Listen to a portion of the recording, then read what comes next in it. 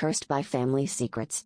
It started with a whispering mirror in my grandmother's attic, echoing secrets of a family curse that would soon unravel my life.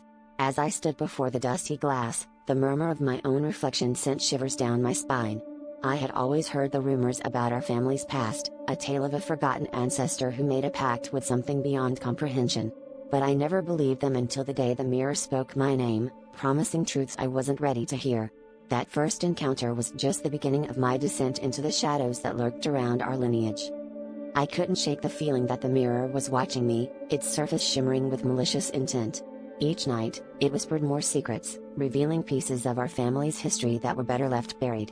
My days became a blur of paranoia and sleepless nights, the boundary between reality and nightmare blurring as the mirror's voice grew louder and more insistent.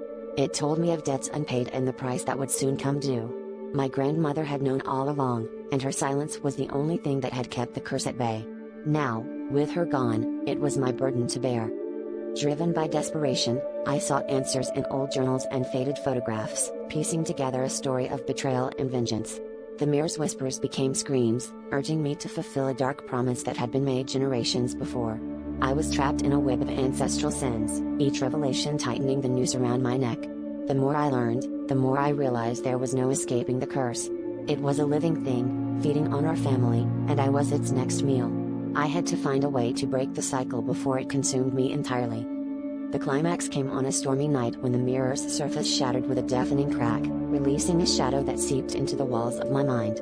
It showed me a future of ruin, a legacy of despair if I failed to act. In a desperate gamble, I confronted the shade of my ancestor, demanding an end to the madness. But as the storm raged outside, I realized the truth: the curse was never meant to be broken. It was a part of us, as inescapable as the blood in our veins.